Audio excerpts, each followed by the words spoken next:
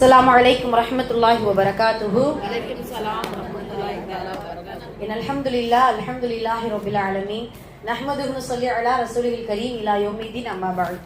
எல்லா புகழும் இறைவனுக்கே. அல்லாஹ்வுடைய அன்பும் அருளும் என் பெருமானார் ரசூலை கரீம் ஸல்லல்லாஹு அலைஹி வஸல்லம் அவர்கள் மீதும் நம் அனைவரின் மீதும் என்றென்றும் நின்று நிலவட்டுமாக. அல்லாஹ்வுடைய கிருபையினால் ரமலானுடைய 14வது தராவீக நிறைவு செஞ்சுட்டு அமர்ந்திருக்கிறோம். அல்ஹம்துலில்லாஹ். அல்லாஹும்ம லக்கல் ஹம்து வ லக்க ஷுக்ர். அல்லாஹ்வுக்கே புகழனைத்தும் நன்றிகள் அனைத்தும் உரித்தாகட்டும். அல்ஹம்துலில்லாஹ். இன்னைக்கு நம்ம எதை பத்தி பார்க்க போறோம் அப்படின்னு சொல்லும் பொழுது, கஞ்சனை அழைக்கும் நரகம். கஞ்சனை அழைக்கும் நரகம். அல்லாஹ் பாதுகாக்கணும். இன்னைக்கு ஓதப்பட்ட சூறாக்கள்லாம் நீங்க கவனிச்சிருப்பீங்க. இன்ஷா அல்லாஹ் வீட்டுல போய் அல்லாஹ்வுக்காக மறுபடியும் அடிக்கடி சொல்றதுதான். சூரா மஆரிஜையும் ஹாக்காவை எடுத்து இன்ஷா அல்லாஹ் தர்ஜுமா படிச்சு பாருங்க. முழுக்க முழுக்க மறுமை எப்படிப்பட்ட ஒரு நாளாக இருக்குது, எதுவும் பலனளிக்காத, யாரும் உதவி செய்ய முடியாத அப்படிப்பட்ட ஒரு மறுமை நாளை குறித்து தான் அல்லாஹ் தஆலா இந்த வசனங்கள்ல தான் நமக்கு சொல்லி காட்டுறான். நம்மளுடைய பணமோ நம்மளுடைய உறவுகளோ நாம் பெற்றெடுத்த பிள்ளைகளோ எதுவும் மறுமையில் என்ன செய்யாது, பலன் அளிக்கவே அளிக்காது அப்படிங்கிறத முதல்ல நம்ம புரிஞ்சுக்கணும். இப்ப அப்படிப்பட்ட மறுமை நாள்ல சூரா மஆரிஜ்ல இந்த வாசகம் வரும். கல்லா இன்னஹா லதா நஸாஅத்தல் லிஸ்ஸவா ததுஉ மன் அத்பர வ தவல்லா ஃபஜமஅ ஃபஅஆ. என்ன அர்த்தம்? கல்லா அப்படி அல்ல. இன்னா லதா என்கின்ற சுட்டரிக்கும் நரகம். அந்த நரகத்தை எப்படி யாரையெல்லாம் அழைக்கும் அப்படின்னா, யாரெல்லாம் ஈமானில் பலகீனமாக இருந்தானோ, செல்வத்தை செலவழிக்காமல் சேர்த்து வைத்தானோ, கஞ்சத்தனமாக அவனுடைய குணத்தை மாற்றிக்கொண்டானோ, அப்படிப்பட்டவனை ததுஉ வா வா என்று அழைக்குமாம் நரகம். சுப்ஹானல்லாஹ். அந்த தர்ஜுமா எடுத்து படிச்சு பார்த்தீங்கன்னா இதே வாசகம் ஒரு ததுஉனா தஆ என்றால் அழைத்தார். துஆ நம்ம பண்றோம் இல்லையா, அதுல இருந்து வருதா ததுஉ. அவனை வா வா என்று அழைக்கும் அப்படிங்கிறத அல்லாஹ் தஆலா இந்த வசனத்துல நமக்கு எச்சரிக்கையா சொல்லி காட்டுகிறான். பலனளிக்காத நாள் தான், அதை பத்தி நம்ம நிறைய தெரிஞ்சிருக்கோம். ஆனா இந்த கஞ்சத்தனம் அவ்வளவு மிகப்பெரிய கெட்ட குணமா, மிகப்பெரிய கெட்ட நடவடிக்கையா அப்படின்னு கேட்கும் பொழுது, உண்மையாகவே குர்ஆன் அல்லாஹ் தஆலா நிறைய இடத்துல இந்த கஞ்சத்தனத்தை குறித்து, பகீல் என்கின்ற உலோபித்தனத்தை குறித்து அல்லாஹ் தஆலா நமக்கு சொல்லி காட்டுகிறான். மறுமையில எந்த அளவுக்கு அது பாதிப்பை ஏற்படுத்தும் அப்படின்னு சொன்னா, முகத்தில் சதை இல்லாதவர்களாக, அங்கங்கு உடலில் சதை இல்லாதவர்களாக மறுமையில் கஞ்சத்தனம் கொண்ட மனிதன் எழுப்பப்படுவான். அல்லாஹ் அக்பர். இந்த கஞ்சத்தனம் அப்படின்னு சொல்லும் பொழுது எப்படி எல்லாம் மனிதன் ஏன் இந்த கஞ்சத்தனமா மாறுறான், ஏன் இந்த மாதிரியான குணத்தை அவன் உருவாக்கிக்கிறான் அப்படின்னு சொன்னா 3 காரணங்கள் இருக்குது. ஒரு காரணம் என்ன? அல்லாஹின் மீது நல்லெண்ணம் இல்லாததுனால கஞ்சனாக மாறுகிறான். உண்மைதானே? அல்லாஹின் மீது ஏன்னா நம்ம செலவழிச்சிட்டோம்னா கொடுப்பானோ கொடுக்க மாட்டானோ என்கின்ற நல்லெண்ணம் இல்லாததுனால தான் கஞ்சனாக மாறுகிறான் அந்த மனிதன். 2வது காரணம், நாம கொடுத்துட்டோம்னா நம்மளுடைய சேமிப்பெல்லாம் குறைஞ்சிருமோ அப்படிங்கிறதுனால தான் அவன் கஞ்சனாக மாறுகிறான். 2வது காரணம். 3வது காரணம், நாம கொடுத்துட்டோம்னா நாளைக்கு நமக்கு இருக்காதே அப்படிங்கிற அந்த எண்ணம். இந்த 3 காரணம் தான் ஒரு மனிதனை தான் சேர்த்து வைத்த அல்லாஹ் கொடுத்த அந்த பணத்தை கொடுப்பதற்கு மனம் இல்லாமல் கஞ்சனாக அவன் மாறுகிறான். அல்லாஹ் பாதுகாக்கணும். சுப்ஹானல்லாஹ். அல்லாஹ் அது மட்டுமல்ல, நபி ஸல்லல்லாஹு அலைஹி வஸல்லம் அவர்கள் அந்த அரபு மக்களுடைய பழக்கம் என்ன தெரியுமா? கொடை வள்ளல்ல பேர் போனவங்க, அதுவும் அதிகமா கொடை, அதாவது தர்மம் செய்யக்கூடிய அந்த மனிதர்கள் அவ்வளவு கண்ணியப்படுத்துவாங்களாம். எந்த அளவுக்கு அப்படின்னு சொல்லும் பொழுது, அதிக சாம்பல் உடையவர்கள் அப்படின்ட்டு ஒரு பேர் இருக்கு அவங்களுக்கு. அது என்னடா அதிக சாம்பல் உடையவர்கள் அப்படின்னு சொன்னா, அந்த மனிதர்களுடைய வீட்டுல அதிகமா சமைப்பாங்களாம். சமைச்சா என்ன வரும்? சாம்பல் தான் வரும். அப்படிப்பட்ட அந்த மனிதர்களுடைய வீடுகளை அவ்வளவு கண்ணியப்படுத்துவாங்க. அவங்கள பார்த்துதான் விருந்துக்கு அழைப்பாங்க. இப்படி நிறைய விஷயங்கள் இருக்கு. அது மட்டும் இல்ல, செல்வந்தர் இறந்தா அந்த காலத்துல ஒப்பாரி கூடாத அந்த காலத்தில் ஒப்பாரி வைத்து அழக்கூடிய ஒரு சிறப்பை பெற்றவர்கள் கொடைவள்ளல்களாம். அல்லாஹ் அக்பர். அப்படி அந்த அளவுக்கு கொடைத்தன்மையை அரபு மக்கள் தன்னுடைய பழக்கமாகவே கொண்டு வர்றாங்க. அந்த அளவுக்கு அல்லாஹ் தஆலா அந்த மக்கள் இருந்திருக்கிறாங்க. கொஞ்சம் காலங்கள் ஆகத்தான் அது என்ன ஆகுது, கஞ்சத்தனமாக நிறைய மாறக்கூடிய சூழ்நிலைகள் ஆகுது. அது மட்டுமல்ல, நம்ம ஹாத்தம் தாய் ஒருத்தர் கேள்விப்பட்டிருக்கோமா? வள்ளலுக்கு பேர் போன ஹாத்தம் தாய் ரசூலுல்லாஹ்வுடைய காலத்துக்கு முன்னால் வாழ்ந்தவங்க. ஆனா ரசூலுல்லாஹ் அவரை பத்தி பேசுவாங்க.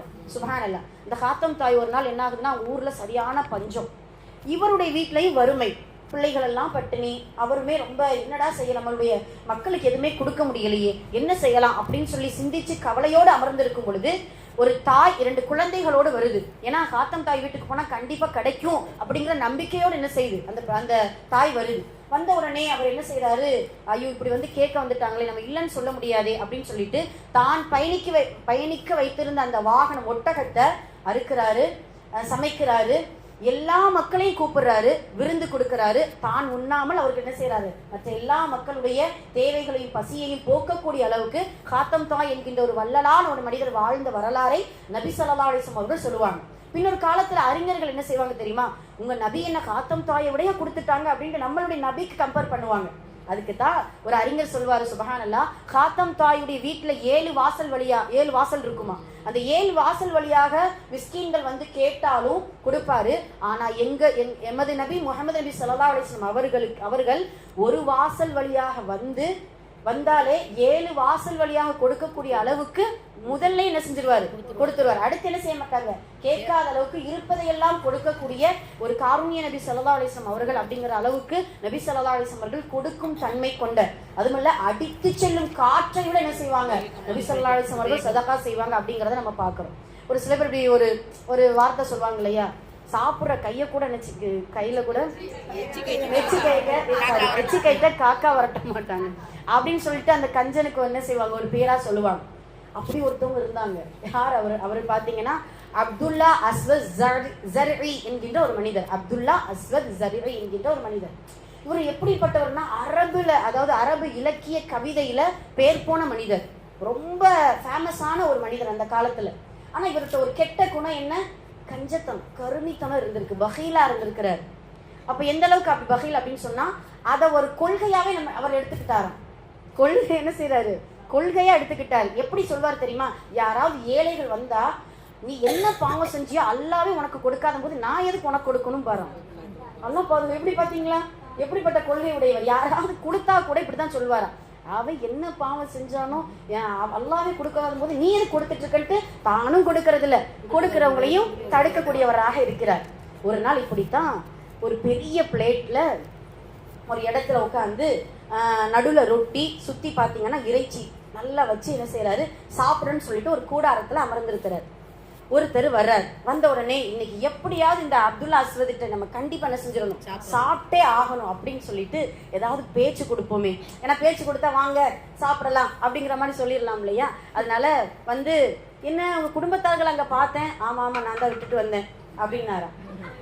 சரி உங்க மனைவியை பார்த்தேன், ஆமா என் மனைவி அங்கதான் இருப்பா, குடும்பத்தார்னா அப்புறம் அவள் இல்லாம எப்படி இருப்பா அப்படின்னு சொன்னாரா. அப்போ வந்தவர் இன்னொரு பேச்சு கொடுத்துக்கிட்டே இருக்கிறாரு. உங்க மனைவி மாசமா இருக்காங்க போல, ஆமா மாசமா தான் இருக்குது. அப்படியே பேச்சுக்குன்னு கொஞ்சம் வளருது. குழந்தை பிறந்துருச்சாங்கள, மாசமா இருந்தா அப்புறம் குழந்தை பிறக்கத்தானே செய்யும் அப்படின்னு சொல்றாரு. இல்ல 2 குழந்தையாம்ல, ரெட்டை குழந்தை, ஆமா அவங்க அம்மா மாதிரி அவ வந்து ரெட்டை பிள்ளைய பெற்றிருக்கா, அதுல என்ன மாமியாவை சொல்றாரு, ஆமா ரெட்டை பிள்ளையா பெற்றிருக்கு அப்படின்னு சொல்றாரு. சொன்ன உடனே சரி அதுல ஒண்ணு இறந்து போச்சாம்ல, நான் பரவாயில்ல என்ன வாயில பாவம் பால் கொடுக்க ரொம்ப கஷ்டப்படும் இல்லையா, அது இறந்து போனா ஒன்றும் பிரச்சனை இல்லை அப்படின்னு சொல்லி. இன்னொன்னு இறந்து போச்சாம்பா, பாவம் சகோதரனை பிரிஞ்சு அந்த பிள்ளை இருக்காததுனால அதுவும் என்ன செஞ்சிருச்சு, போயிருச்சு. இப்படி என்னத்தையாவது பேசி அவரை எப்படியாவது சாப்பாடை சாப்பிடணும் அப்படின்னு சொல்லிட்டு கடைசியா மேட்ருக்கே வந்துட்டாரு. இன்னும் நீ சாப்பிட்ற உணவு ரொம்ப டேஸ்டா இருக்கும் போல, ஆமா அதனாலதான் தனியா உட்காந்து சாப்பிட்றேன் அப்படின்னாராம். அதனாலதான் தனியா உட்காந்து சாப்பிட்றேன் அப்படின்னு சொல்லக்கூடிய அளவுக்கு யாருக்கும் கொடுக்காத ஒரு மனிதராக அந்த அப்துல்லா அஸ்வத் ஸர்இ வாழ்ந்திருக்காங்க அப்படிங்கிறத நம்ம பார்க்கிறோம். அல்லாஹ் பாதுகாக்கணும், இப்படி நாம் இருக்கக்கூடாது. அல்லாஹு தஆலா கொடுத்த அந்த செல்வத்திலிருந்து மற்றவர்களுக்கு என்ன செய்யணும், இன்ஷா அல்லாஹ் எடுத்து கொடுக்கணும். கஞ்சத்தனம் என்பது எந்த அளவுக்கு ரொம்ப மோசமான ஒரு குணம் என்றால் இருக்கக்கூடிய நிஅமத்தையும் இல்லாம ஆக்கிரும், மறுமையில எந்த பலனும் இல்லாமல் ஆக்கிவிடும். அல்லாஹ் பாதுகாக்கணும். அதனால தான் நபி ஸல்லல்லாஹு அலைஹி வஸல்லம் அவர்கள் கஅபாவுக்கு முன்னாடி நின்று இந்த துஆ செஞ்சாங்க. அல்லாஹும்ம இன்னி அஊது பிக்க மினல் புக்லி வல் ஜுபுன், யா அல்லாஹ் கோழைத்தனத்தை விட்டும் கஞ்சத்தனத்தை விட்டும் உன்னிடத்தில் நான் பாதுகாவல் தேடுகிறேன் என்று சொல்லி அல்லாஹு தஆலா அல்லாஹ்வுடைய தூதர் இந்த துஆ செய்றாங்க. அதனால் கஞ்சனை அழைக்கும் நரகத்திலிருந்து அல்லாஹ் நம் எல்லோரையும் பாதுகாப்பானாக. அவன் கொடுத்த செல்வத்திலிருந்து தாராளமாக மனமுகந்து கொடுக்கக்கூடிய பாக்கியத்தை வல்ல ரஹ்மான் தந்தருள் புரிவானாக. ஆமீன். அகுலு கௌலி ஹாதா அஸ்தக்ஃபிருல்லாஹ் லனா வ லக்கும் வ ஆகிரு தஅவானா அல்ஹம்துலில்லாஹி ரப்பில் ஆலமீன். அஸ்ஸலாமு அலைக்கும் வ ரஹ்மத்துல்லாஹி வ பரகாத்துஹு.